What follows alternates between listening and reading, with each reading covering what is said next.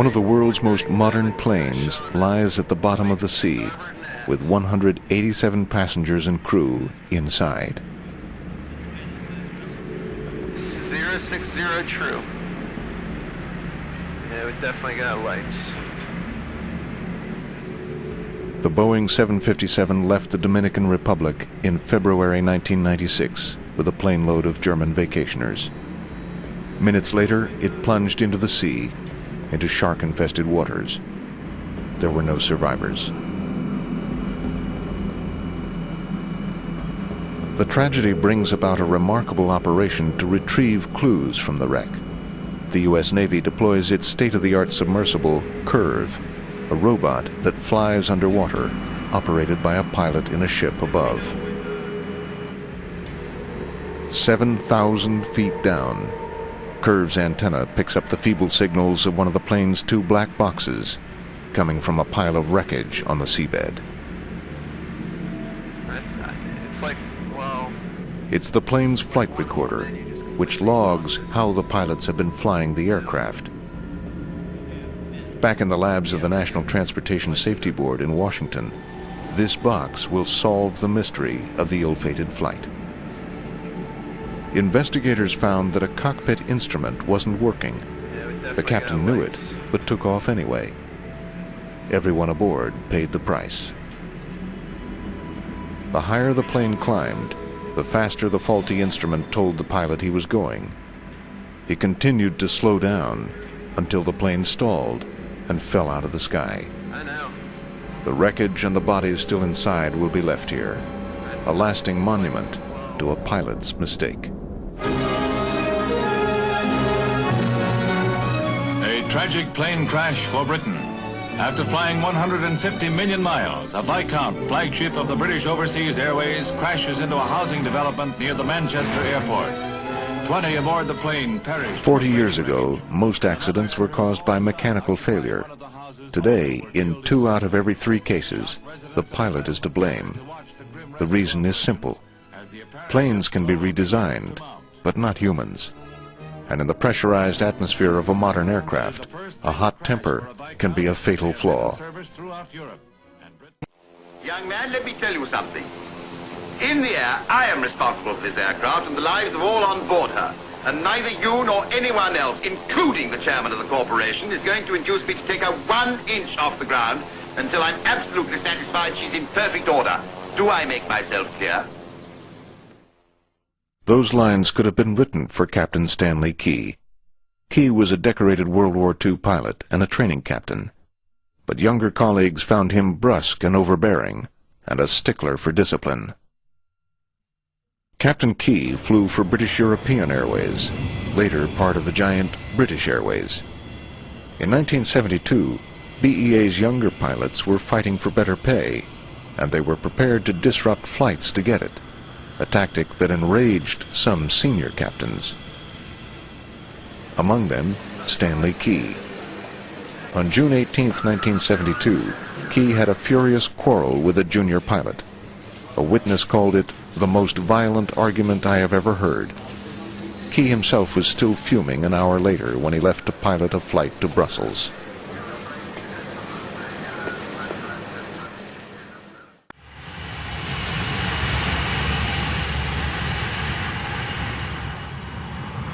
As the BEA Trident took off that Sunday afternoon, the atmosphere in the cockpit was poisonous.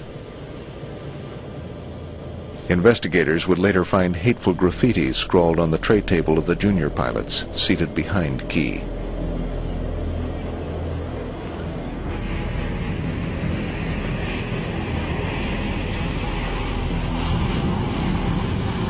It was Captain Key's last flight. 2 minutes after takeoff, the Trident fell to earth in a field near the British town of Staines. Incredibly, although the field bordered a busy highway, the crash went almost unnoticed.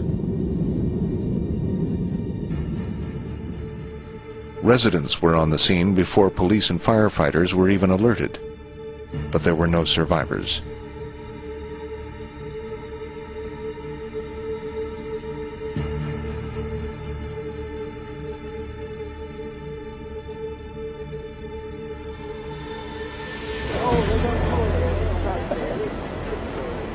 News of the crash spread quickly on radio and television.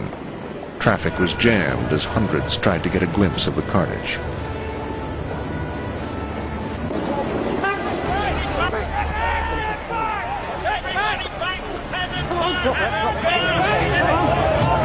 Come on, get back!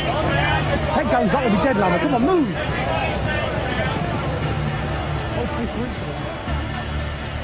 It was my first major accident that I'd seen, and being what I call a Trident man, it was, and knowing the crews, it was very horrific for me initially, and then it became an interesting job trying to decipher what had happened. When Ray Davis began to examine the wreckage, he made a disturbing discovery.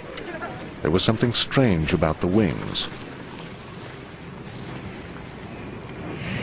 On jets, the wings are narrow and swept back so they can fly fast at high altitudes. But that means that at low speeds, such as during takeoffs, they don't generate enough lift. To compensate, most planes have flaps on the back of their wings that can be extended to give them more lift. The Trident had something extra, flaps on the front of the wings too, called droops. There was no cockpit voice recorder aboard the Trident, but there was a flight data recorder. It confirmed that a terrible mistake had been made. Okay, V1, rotate. Okay, the gear up. Okay, select it up. Using information recorded in the black box, two of Captain Key's former colleagues, now senior captains for British Airways, show what happened that afternoon. They lifted off at about 143 knots and climbed fairly rapidly up into the low cloud base, which was covering Heathrow at that time. And they immediately experienced a certain amount of discomfort with the wind and the turbulence. And at 90 seconds, the co-pilot would have cut the power back and raised the flaps. The heading is turned left towards Epsom. At about that same time, they would be starting the left turn, which is part of the noise abatement departure. And at some point after that, the droops were raised. And this caused the aircraft to go into an immediate stall. When this droop lever was moved 60 knots too early, there would have been immediately several warnings go off, followed by a stick shaker which warns the pilots by shaking the control column that they were imminently about to stall the aircraft. Immediately afterwards they had a stick push, which is a second level of protection. A ram pushes the control column forward to physically force the aircraft out of the stall position. Somebody on that flight deck must have then decided that what they were getting was a false stick push situation, because the stick push was actually dumped. There's a lever at the back of the console. That was pulled, and then the nose just came up and it went into the deep stall, because now there was nothing to protect it. How could such an experienced pilot have made such a blunder? Or did he? With no cockpit voice recorder, investigators could only speculate. Then, a discovery. The pathologist called in by the Accident Investigation Branch began performing post-mortems. Looking at the captain's coronary arteries under the microscope revealed that he had severe coronary artery disease. There were clearly some changes which were acute changes in the form of hemorrhage into the wall of the coronary artery. Now that hemorrhage could have occurred a few hours before his death, but it's unlikely to have been longer than that. Now we're unable to say whether it killed him or not. It is possible that it did lead to his death or unconsciousness, or merely incapacitating chest pain. Maybe Key, distracted by pain, barked out the wrong command, which was instantly and fatally obeyed.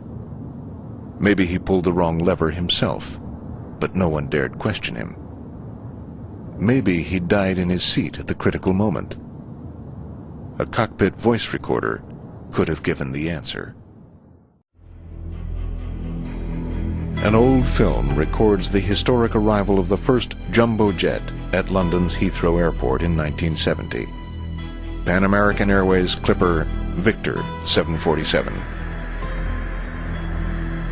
7 years later, this very plane would lie in ruins, shattered in the world's worst air crash. 583 people died because a pilot was in a hurry.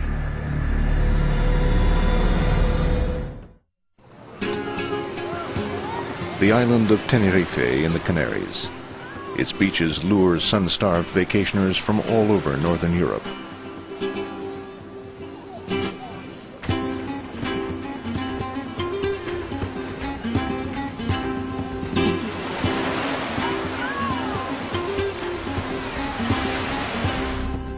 High above the beaches, literally up in the clouds, is Tenerife's Los Rodeos airport, now rarely used since it became the most notorious airport in the world.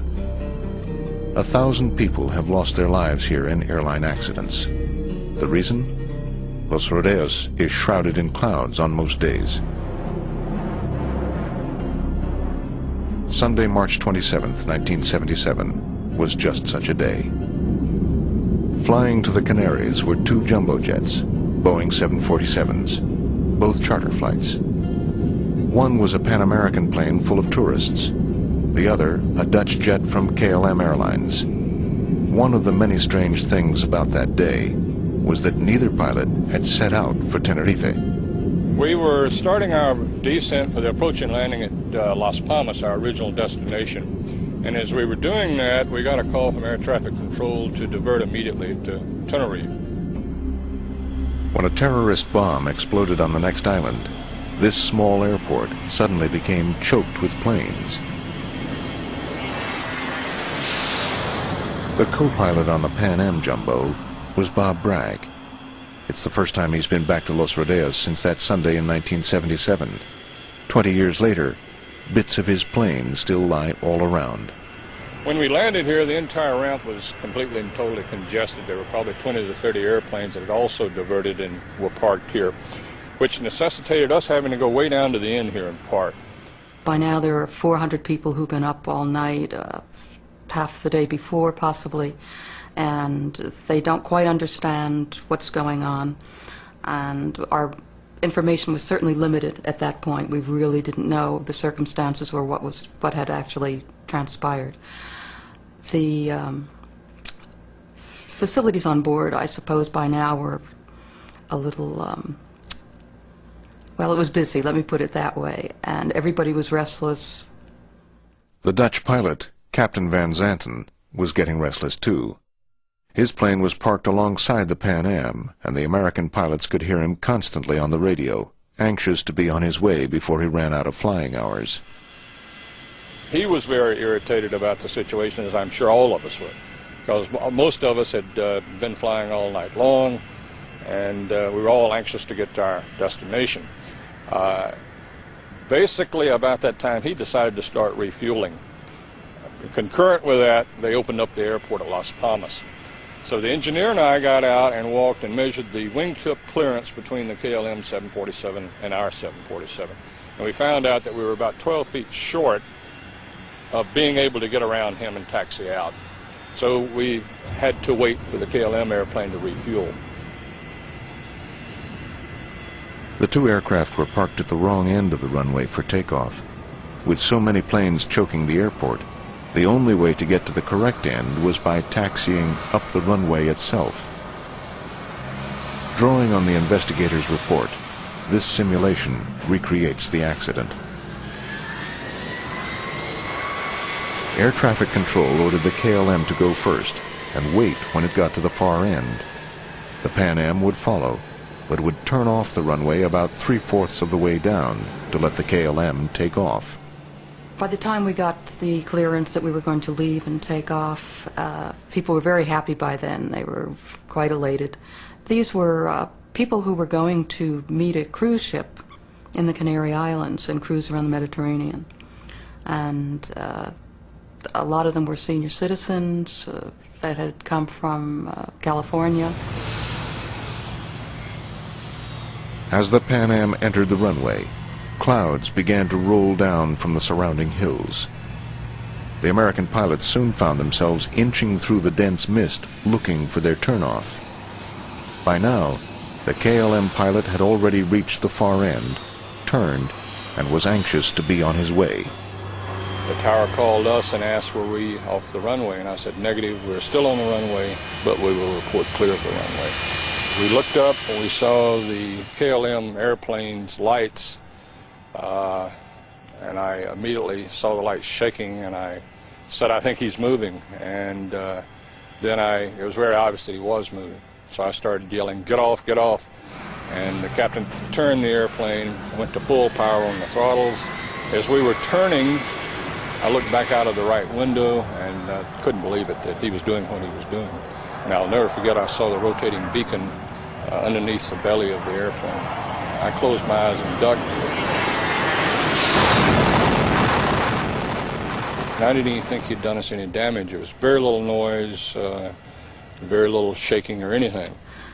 I was just very, very aware of things in slow motion, and everything was flying around, and all of a sudden everything settled, and nothing looked like it had before. I didn't see anything I recognized. There were no people around. When I looked up, it was obvious that he had done us a lot of damage. The windows were completely gone. I looked back to the right wing was on fire. I looked back to the left, and the entire upper deck lounge was gone. We had 28 people up there, and there was nothing left. It looked like someone had taken a big knife and just sliced the entire top of the airplane off. I could see all the way to the tail of the airplane.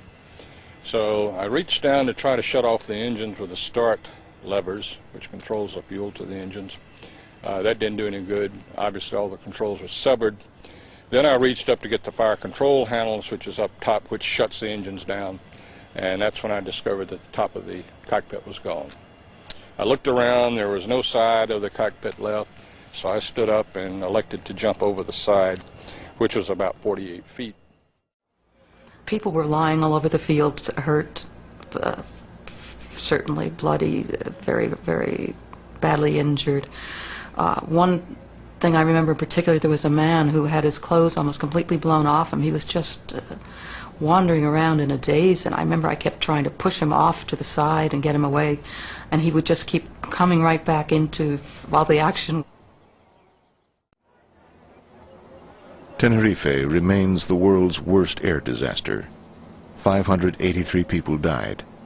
Everyone aboard the KLM plane, which burned up on the runway, and all but 77 of the Pan Am passengers. The cockpit voice recorder from the KLM plane furnished the next clue to the mystery. As the KLM plane reached the end of the runway and turned, Captain Van Zanten immediately pushed up the throttles to take off. First officer said, "No, wait a minute, we don't have our air traffic control clearance." The captain said, "Yes, I know that." He pulled the throttles back. "Now go ahead and call for it." The tower gave Captain Van Zanten his air traffic control clearance, which tells him only what route to follow. To actually take off, Van Zanten had to ask permission, but he never got that far. As the first officer was reading the clearance back to the controllers, the captain again commenced the takeoff. He pushed the throttles up. He said, "We go." The aircraft started to roll. The first officer sensed that this was not right. He knew that they hadn't been cleared for takeoff, and so he blurted out, "And we are taken off, or we are at takeoff." It wasn't even that clear. The words are difficult to comprehend, and the tenor of the voice changes. It's obviously very tense. But he felt that he had done his part in letting people know that they were commencing their takeoff. All this time, the Dutch airplane was accelerating down the runway. The flight engineer in the Dutch cockpit heard the words from the Pan Am airplane saying, "Roger will advise when we're clear," and he questioned the captain and the first officer. He said, "Then is he not clear then?" And the Pan American and both crew members said, yeah, he's clear. At that point, they were just entering the heavy cloud. They saw the Pan Am aircraft desperately trying to get off the runway, but it was not in time. The rest is history. The Spanish investigators ruled the accident was caused by the Dutch captain taking off without clearance, a basic error caused by his anxiety to get on his way. But a Dutch board of inquiry absolved Van Zanten and placed blame on a simple misunderstanding with air traffic control. The pilot thought he had his clearance.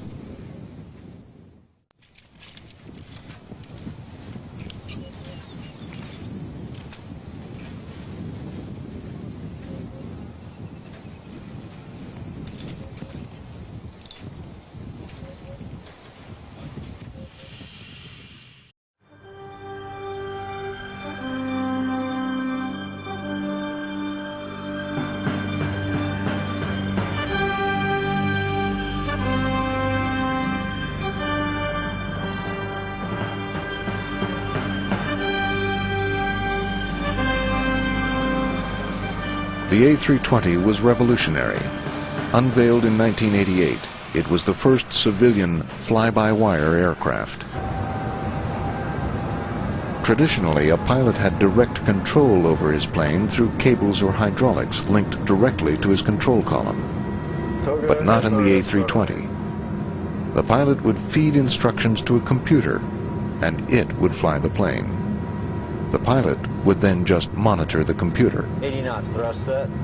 Electronic displays dominated the new so-called glass cockpit, and the control column was replaced by a side stick, like those on a computer game.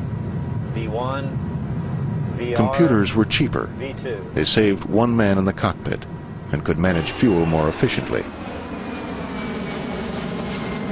And they were safer. They would review the pilot's actions and block what they considered dangerous maneuvers. For the first time in aviation history, pilots had no longer an undisputed and direct access to the flight controls of their aircraft, but were dependent on what the construction engineers programmed into the software of the steering computers. The manufacturer defined what pilot input would be adequate and safe. And this design philosophy was the first step to the elimination of the pilot. All the new American jets now flew with the cutting-edge technology of the A320, but it aroused suspicion among traditional stick and rudder men. Heino Caesar, Lufthansa's chief safety pilot, was unimpressed by the computerized controls, especially the so-called side stick. And the pilot can place his hand on that stick, and he can't feel how the autoflight system is steering his aircraft. Boeing, much more conventional, pilot-centered, still puts the old-fashioned control column between the pilot's legs, and he doesn't have to look at his artificial horizon, he doesn't have to look at his instruments, he just places the hand on the control column, and he looks outside or talks with the stewardess or talks with somebody else or something like that, and he knows just by placing the hand on the control wheel exactly what his aircraft is doing. Everything. And in these advanced aircraft you can't feel it anymore. You are restricted to your highly claimed optical channel. You have to pick up everything optical. You can't hear anything, you can't smell anything, you can't feel the thing. You have to look at some instruments. A strange series of incidents followed, involving the computer doing things the pilot didn't expect it to do. The first took place at an air show in France, with a plane flown by Air France's star A320 pilot.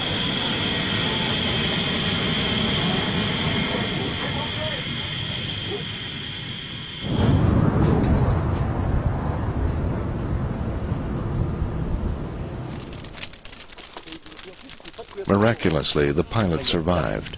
3 passengers did not. The pilot blamed the computer, claiming that he tried to climb, but the computer wanted to land. The official report blamed the pilot, and he was later convicted of manslaughter. In 1991, passengers on a German Airbus had a terrifying flight into Moscow. A computer simulation of what happened was made by investigators from the plane's flight recorder. The pilot was told by the Moscow tower to go round, to abort his landing and try again. In such circumstances, the computer is programmed to put the plane into a steep climb. Too steep, thought the pilot, and he tried to push the nose down. the computers pushed it even higher. As a result of this tug-of-war, the official report concluded the plane almost came to a stop in mid-air. Despite 4 terrifying stalls, it landed safely.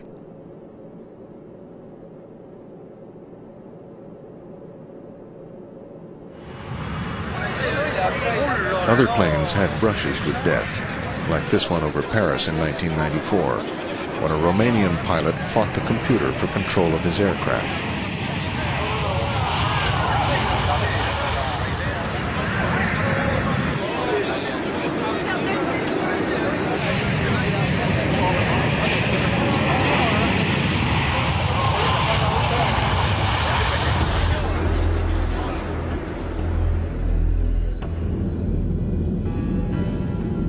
On the night of January 20th, 1992, an Air Inter A320 was approaching Strasbourg over the mountains of eastern France.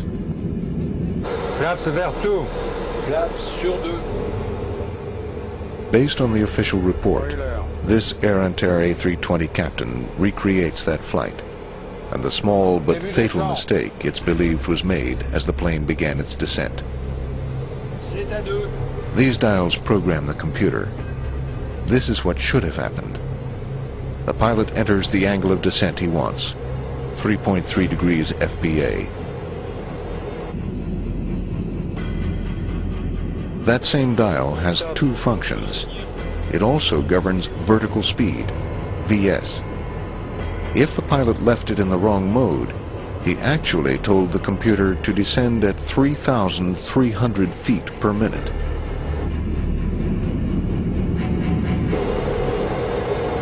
Sur les mètres.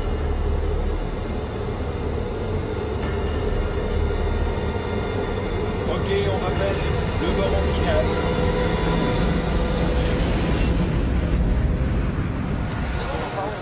"87 people died in the crash of the A320.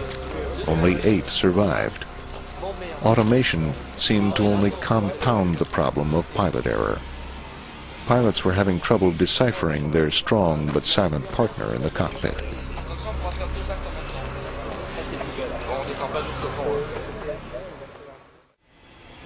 The problem isn't going to go away. This flight management system is on all of the modern airplanes by all of the different manufacturers, whether the MD-11, the Boeing family, 757, 767, or the new 777, the Airbus series. All of these flight management systems impose the same kinds of roles and challenges for the flight crew.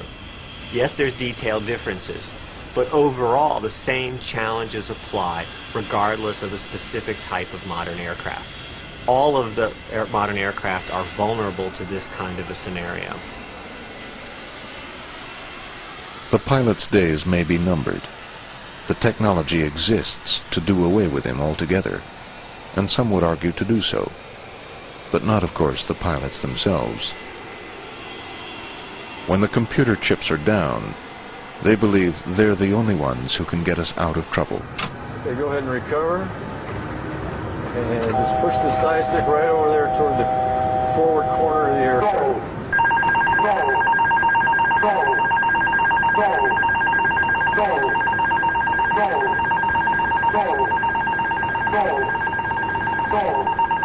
It is absolutely wrong to judge man in the cockpit as the absolute weakest link.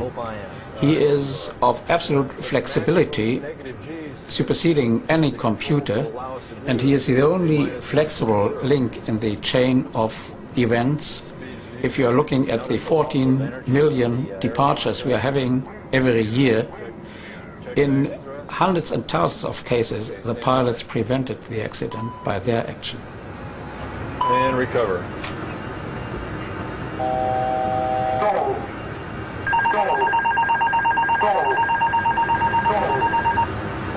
Okay, excellent. Only in very, very few cases they failed.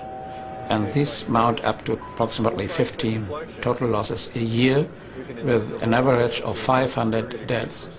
In Germany, we are having 8,000 dead on the streets every year.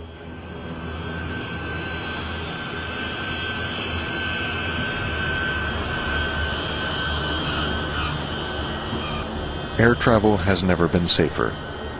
The number of people killed in accidents is about the same now as in 1947, despite a 1,000-fold increase in air traffic. And that's largely thanks to the air crash detectives. We may come to look back on this as a golden age. In 10 years, our skies will be so crowded, experts fear that twice as many people may die in crashes.